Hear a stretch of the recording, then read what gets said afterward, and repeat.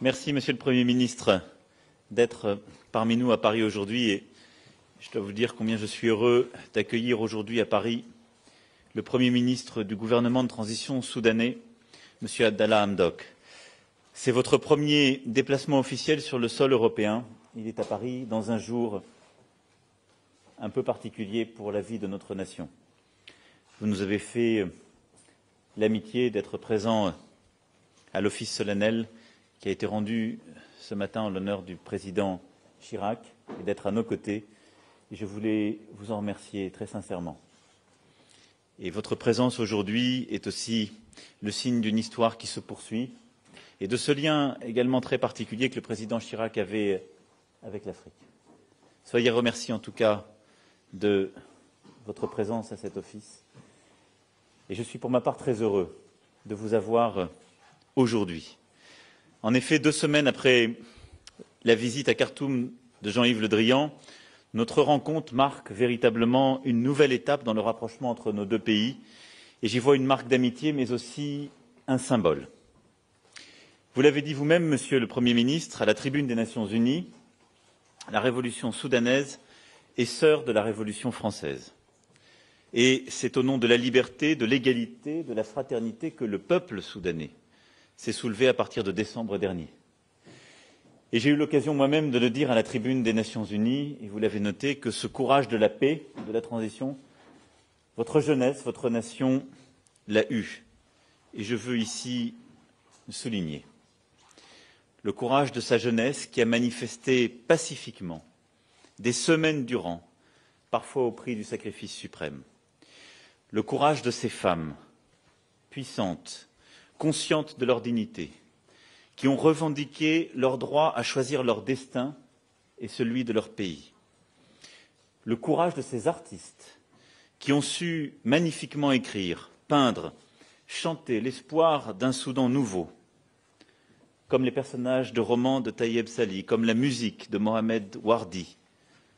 Votre révolution, Monsieur le Premier ministre, est africaine et arabe, et au fond, profondément soudanaise. Elle est aussi et surtout poétique, moderne, universelle. La révolution de décembre, Monsieur le Premier ministre, n'a pas fini d'inspirer l'Afrique et le monde. C'est pourquoi la France vous a accompagné dans ce tournant historique. Avec nos partenaires, nous nous sommes mobilisés pour qu'une issue pacifique et démocratique soit trouvée à la crise. Nous avons soutenu la médiation africaine, incarnée par le président de la Commission de l'Union africaine, Moussa Faki, et son envoyé spécial, Mohamed El Hassan Ould Lebat, et le Premier ministre éthiopien, Abiy Ahmed. Je veux ici lui rendre un hommage particulier. J'ai été tout au long de ce processus en contact constant avec le Premier ministre éthiopien et le président Faki. Je veux aujourd'hui rendre hommage à leurs efforts, comme à la sagesse des dirigeants soudanais qui ont permis la signature de l'accord constitutionnel du 17 août dernier et la mise en place d'une transition politique. Monsieur le Premier ministre, vous avez la lourde tâche de conduire cette transition. Je pense que peu de gens réalisent sans doute ce qu'est vraiment votre tâche, combien elle est immense et à quel point elle est essentielle pour l'avenir de votre pays, mais je dois le dire aussi de toute la région et du continent. Parce que c'est l'avenir de cette révolution soudanaise qui se joue, parce que c'est la paix et la stabilité dans votre pays, dans toute la région, parce que c'est aussi la possibilité d'une lutte contre toutes les formes de terrorisme qui ont si longtemps prospéré sur l'anomie ou le cynisme. J'ai assuré, Monsieur le Premier ministre, du soutien de la France pour atteindre les 3 objectifs prioritaires qu'il s'est fixés.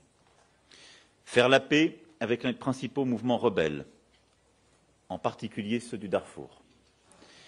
Assainir la situation économique et financière en répondant aux besoins sociaux de la population.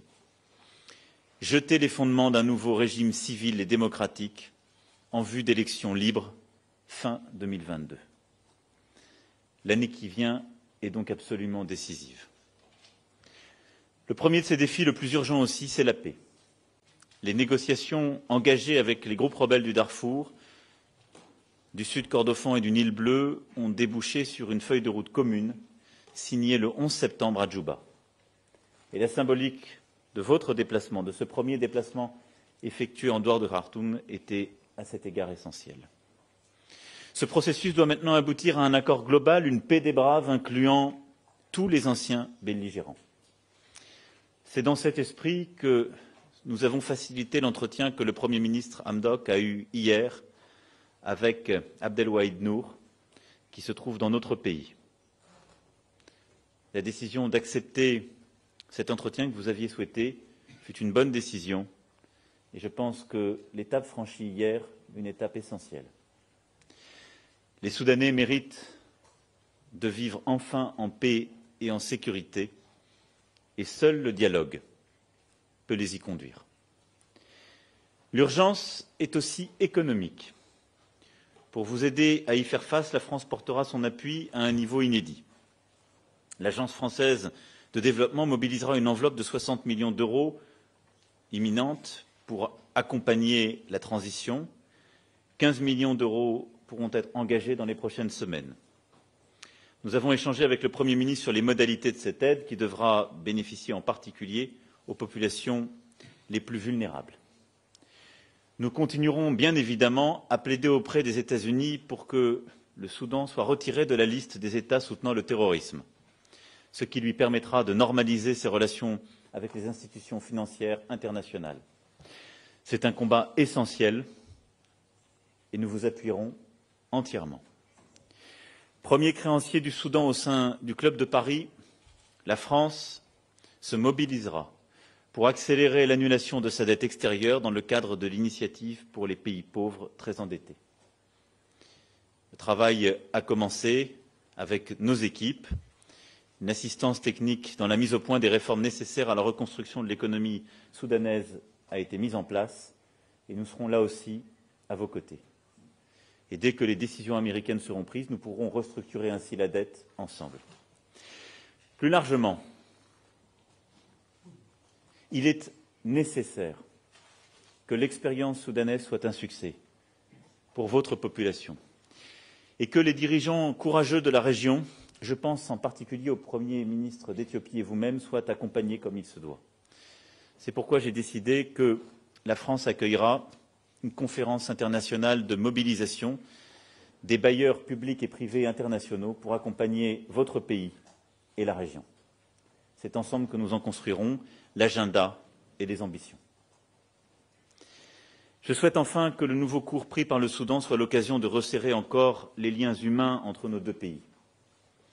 Ces liens sont étroits et anciens et dès septembre 2020, l'exposition internationale que consacrera le Louvre au royaume de Napata en témoignera. Ces liens s'incarnent aussi dans les partenariats universitaires, les échanges entre nos sociétés civiles, déjà nombreux, que je souhaite voir se développer rapidement. À cette fin, une aide d'urgence sera mise en place au profit de la société civile soudanaise, acteur central de la révolution, mais aussi du Soudan de demain. Voilà, mesdames et messieurs, ce que je souhaitais ici résumer de notre discussion. Notre entretien a été très riche et, Monsieur le Premier ministre, je vous en remercie encore. Je vous remercie de votre présence ce jour particulier pour la France. Mais je vous remercie surtout de l'exemple que votre pays, votre jeunesse, votre nation a su donner et du courage qui est le vôtre et celui de toutes celles et ceux qui vous accompagnent. Je sais combien la tâche est grande, mais n'oubliez jamais que la France ne vous regarde pas seulement, qu'elle sera là pour vous aider et prendra à vos côtés toutes les décisions et tous les risques qui doivent être pris. Merci, Monsieur le Premier ministre.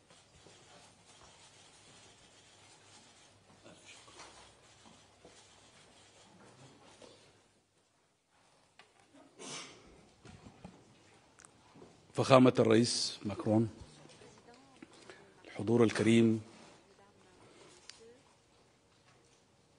تعجز الكلمات حقيقة عن توصيف ما أشعر به اليوم.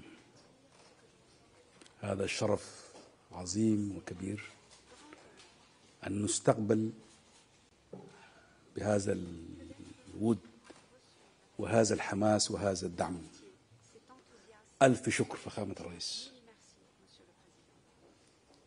دعني في بداية حديثي أن أنقل إليكم تعازي حكومة وشعب السودان في فقدكم الكبير الراحل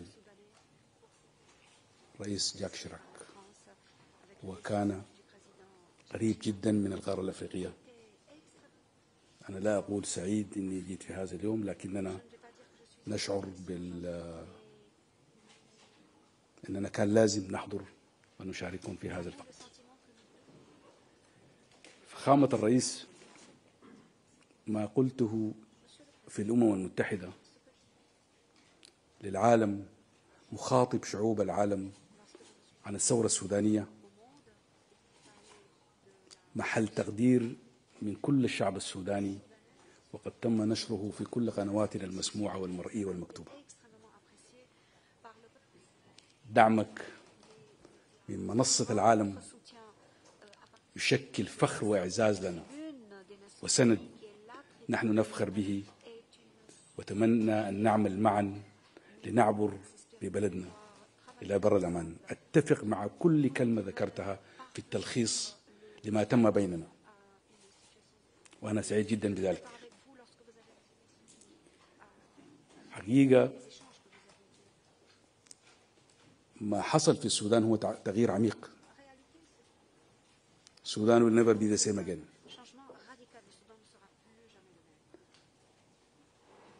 نحن في مخاطبتنا للجميع العامة من ربطنا الثورة السودانية بواحدة من أعظم ثورات العالم ألا وهي الثورة الفرنسية، كنا نعني ذلك. تشترك الاثنين في مسألة الحرية والسلام والإخاء والمساواة. بهذه الثورة السودانية يعبر السودان ويضع الخطوات الأولى في عودة السودان للمحيط الدولي، دولة تعمل مع الجيران والأصدقاء والعالم على بناء السلام. نحن فارقنا العالم لزمن طويل، لكننا نعود لهذا المحيط. بالتالي وضعنا عدد من الأولويات فخامة الرئيس تطرق إليها بشكل يعني أنا ما أعرف، بتخيل أنه سيادة الرئيس عاش هذه التجربة السودانية بكل عمقها وسراءها وزخمها، بحيث أنه في إيجاز قدر يلخص كل أولوياتنا تأتي على رأسها أولوية السلام فخامة الرئيس. كما ذكرنا في اجتماعنا الخاص، أنا كان أول زيارة لي خارج الخرطوم في أفريقيا لجوبا عاصمة جنوب السودان لرمزية وخصوصية هذه العلاقة. نحن شعب واحد، فرضت علينا ظروف التاريخ والسياسة أن نعيش في دولتين، لكننا لن نترك أي سقف لهذه العلاقة. جوبا أتاحت فرصة للقاء قيادات الحركات المسلحة من الجبهة الثورية وعبد العزيز الحلو. تفاكرنا، أنا أعتقد جازما إذا لم نحقق السلام في هذه الحقبة سوف يظل حلم بعيد المنال، لكننا بدعم أشقاء وأصدقاء أمثال الرئيس ماكرون نخطو الخطوات الأولى الصحيحة في اتجاه هذا السلام. فخامة الرئيس، فرنسا هي البلد الوحيد التي تستطيع أن تجمعنا مع بعض، والدليل على ذلك الاجتماع الذي نظمتموه مع القائد عبد الواحد نور أمس. تحدثنا حديث عميق. أنا كنت بتخيل أنه حيكون اجتماع لهاف نور، نص ساعة، لكن استمر لقرابة 3 ساعات. تناقشنا في جذور الأزمة السودانية وفي إمكانات الحلول إلى آخره، ونحن معه نضع اللبنات الأولى في اتجاه تحقيق السلام. مرة أخرى ألف شكر فخامة الرئيس. دعمكم للقضية الأخرى واللي هي تقريبا الأولوية نمرة 2 بالنسبة لنا، واللي هي قضية الاقتصاد. الاقتصاد والسلام هم يعني توأمين، ما ممكن نعمل سلام بدون ما تفكس الاقتصاد، والعكس صحيح. فنتصور دعمكم لنا في رفع اسم السودان من القائمة، قائمة الدول الراعية للإرهاب.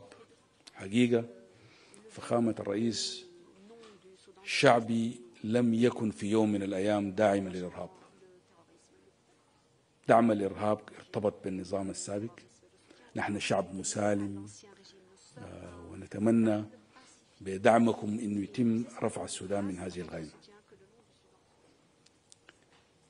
لأن ذلك يشكل مفتاح لكل القضايا الأخرى، قضايا الديون، قضايا السلام، قضايا الاستثمار، وفتح السودان للاستثمار الخارجي. ومن هذا المنبر أود أن أناشد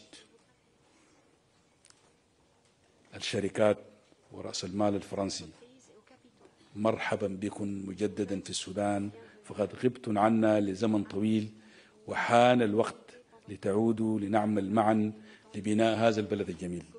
فألف شكر لوضع هذه اللبنات الأولى في هذا الاتجاه الصحيح فخامة الرئيس. أنا ما داير أطيل عليكم، افتكر دي يعني مقدمة، بعد ذاك نسمع لأسئلة الصحفيين. Back to you, Mr. President. شكرا جزيلا. Merci, Monsieur le Premier ministre. Nous allons prendre quelques questions. Bonjour Monsieur le Premier ministre, bonjour Monsieur le Président de la République. J'avais deux questions. D'abord sur le Soudan. Allez-vous continuer à parler avec des personnalités politiques qui ne font pas partie du gouvernement, et avez-vous évoqué aujourd'hui la question des réfugiés soudanais en France? Ensuite, un mot sur Jacques Chirac que vous avez évoqué en introduction de cette conférence de presse. Depuis plusieurs jours, des milliers de Français lui rendent hommage. Que vous évoque cet engouement pour un président qui a été, comme vous, très critiqué sous son mandat? Et puis, que retenez-vous de Jacques Chirac, vous qui n'avez pas de filiation politique évidente avec lui? Merci. Sur votre première question, la France a accueilli, c'est tout à fait vrai, comme venant du monde entier, des réfugiés politiques durant une période difficile, d'ombre, qu'a évoqué Monsieur le Premier ministre et que j'ai rappelé. Et il est du devoir de la France de recueillir ce qu'on appelle ces combattants de la liberté qui risquent leur vie dans leur pays. Et notre Constitution, d'ailleurs, protège ce droit, qu'on appelle le droit d'asile. Si vous faites référence ensuite à des personnes qui ont une implication plus politique, comme Abdelwahid Nour, il se trouve qu'il n'a pas le statut de réfugié politique dans notre pays, mais qu'il est bien, en effet, en résidence en France. Nous n'avons jamais eu, si je puis dire, de discussion officielle avec ce dernier, mais que nous avons considéré que notre rôle était de faciliter les discussions entre gouvernement de transition et celui-ci, comme avec tous les groupes politiques qui peuvent aider à construire la paix au Soudan. C'est pourquoi, comme le Premier ministre l'a dit, nous avons facilité hier, lors de la venue en France du Premier ministre, cet échange avec M. Nour, qui a pu se tenir à Paris et qui, je le crois, a permis d'avancer dans la bonne direction. Il est évident qu'il se poursuivra d'autres échanges, mais que c'est un préalable au parachèvement du processus politique et de paix qui a été engagé par l'actuel gouvernement de transition et qui permet justement d'être dans la situation que je décrivais tout à l'heure. Pour ce qui est du président Chirac, je me suis exprimé il y a quelques jours, à la fois au nom de la nation et en disant aussi ma propre émotion, et je crois que le peuple retrouve toujours son histoire à travers ces disparitions. Elles sont toujours cruelles et elles rappellent en quelque sorte la vulnérabilité de nos vies et en même temps ce que nous partageons de manière durable avec celles et ceux qui nous dirigent pendant un temps. Et je crois que pour l'ensemble de notre pays, ce moment d'émotion a été aussi un moment de recueillement et de souvenir.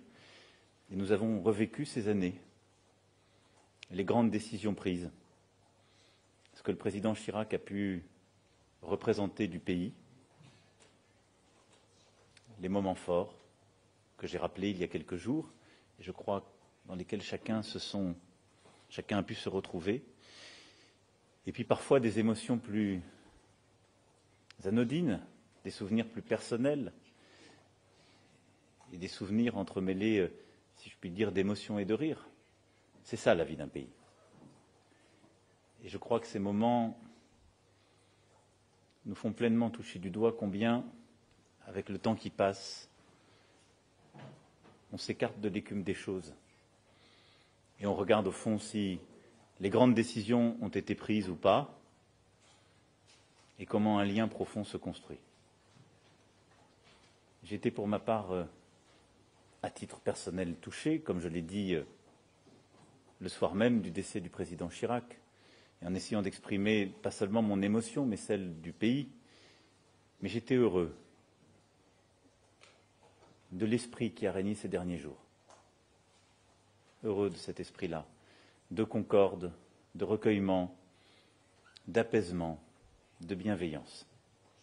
Et je pense que c'est important pour la vie d'une nation, que c'était important pour notre nation aujourd'hui, que nous le devions au président Chirac, à sa mémoire, à sa famille, et au fond, nous le devions à nous-mêmes.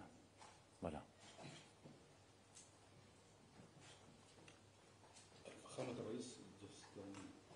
إذا جاز لي أن أعلق على الجزئية الخاصة بوضع اللاجئين السودانيين في فرنسا.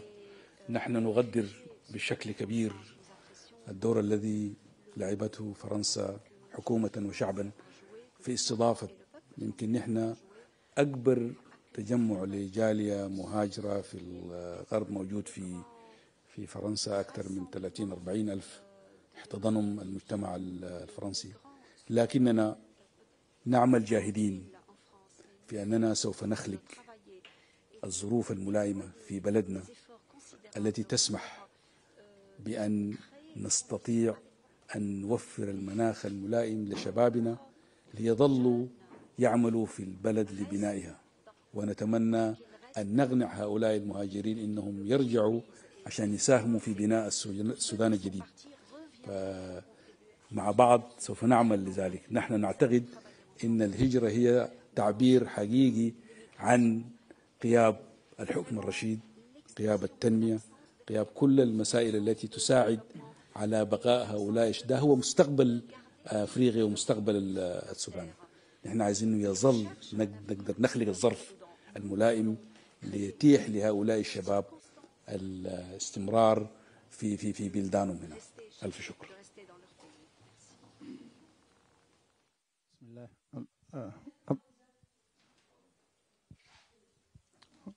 عبد الرحمن البشير، وكالة الأنباء السودانية.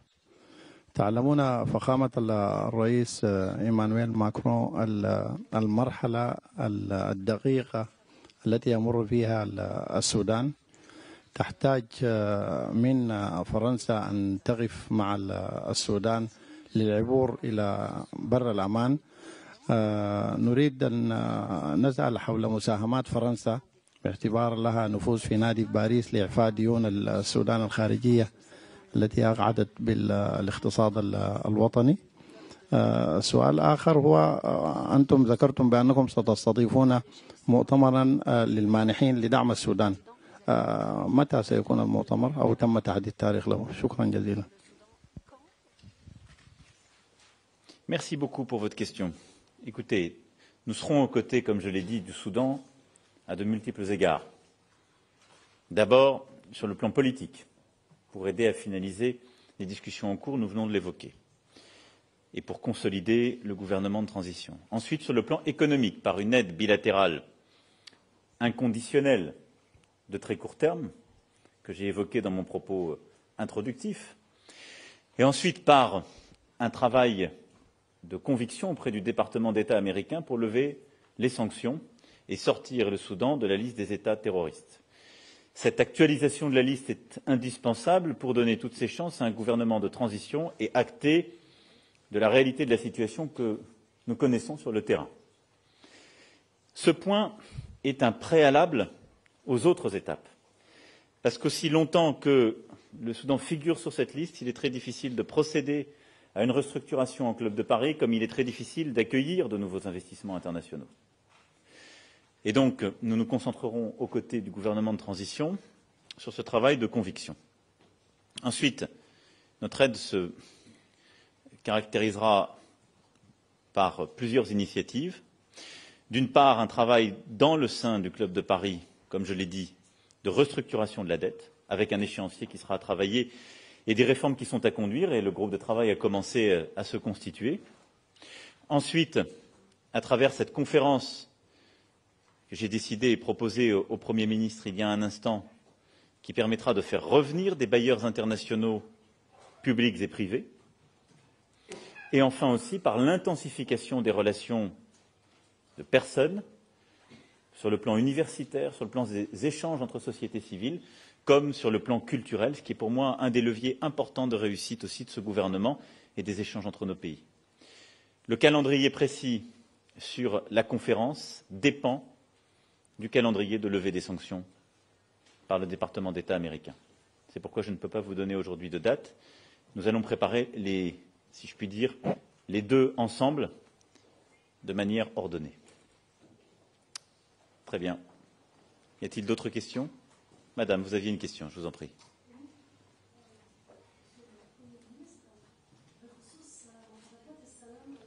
Mike.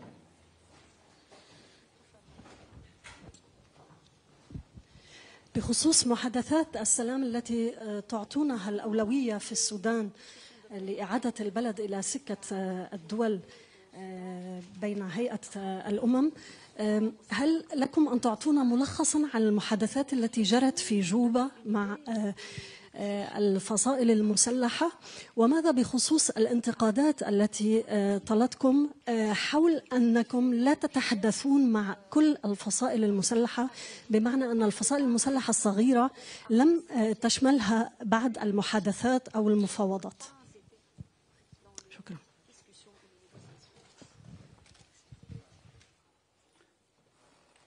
شكرا جزيلا. كما ذكرت في بداية حديثي، كانت أول زيارة خارج الخرطوم لجوبا، وكانت بكل تأكيد هي لمقابلة قيادات الحركات المسلحة. التقينا بقيادات الجبهة الثورية، واللي هي جبهة تضم أكثر من 12 فصيل. التقينا مع عدد كبير منه مع القيادة، تباحثنا بشكل مفصل ودقيق حول أولويات السلام، القضايا الخاصة بالأزمة السودانية، جذور الأزمة السودانية، قضايا التهميش، قضايا الهوية، التنمية الغير متوازية إلى آخره.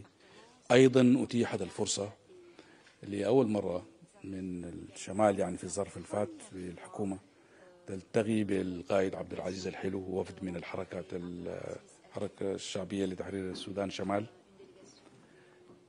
تقريبا كان الفصيل الوحيد اللي ما قدرنا نلتقي به في جوبا، واصلا هو ما ممثل هناك، هو القائد عبد الواحد نور. وكما ذكرت في بداية حديثي أيضا، شكرا للقيادة الفرنسية في إتاحة الفرصة أنه نلتقي مع عبد الواحد نور هنا في فرنسا. فيما يتعلق بتشخيص الأزمة السودانية، هنالك اتفاق كامل في أننا نتفق حول أسباب هذه الحروب التي قامت في كل أطراف السودان، من التهميش إلى آخره. تحليل مشترك عليه، لكن الخلاف الوحيد في طريقة معالجة الوصول للحل. لكننا نعتقد جازمين أن الحركات المسلحة هي جزء أصيل من هذا التغيير، فقد ساهمت عبر السنين في النضال المسلح والنضال السلمي، أيضا في الموبيلايزيشن في كل العالم، في خلخلة النظام السابق، وساهمت مع شعبنا في ذلك. لذلك هم طرف أصيل. عندما نذهب للحوار مع الحركات المسلحة، فنحن لا نتحدث مع الآخر المختلف، تحدث مع فصيل أصيل ساهم في هذه الثورة. عشان كده احنا بنتكلم عن الثورة السودانية بعمقها وثراءها وتفردها، لأنها قدرت تجمع كل أطراف الطيف السياسي السوداني. بالتالي اعتقادنا جازم بأننا إذا لم نحقق السلام في هذه الفترة الانتقالية سيظل حلم بعيد المنال، لكننا كلنا ثقة أنه هنالك determination will من كل الأطراف بأننا نصل لسلام في خلال هذه الفترة. وأعتقد ما في أي صوت نشاز في هذه المسألة، ونحن على استعداد لمقابلة أي شخص في أي وقت، وعلى استعداد لدفع استحقاقات السلام. هو يظل أولوية، بدون السلام لن تتحقق تنمية مستدامة، ديمقراطية مستدامة، كل ذلك لن يتحقق. لذلك هو أولوية قصوى بالنسبة لنا. ألف شكر. Merci Monsieur le Premier ministre. Merci Mesdames, Messieurs.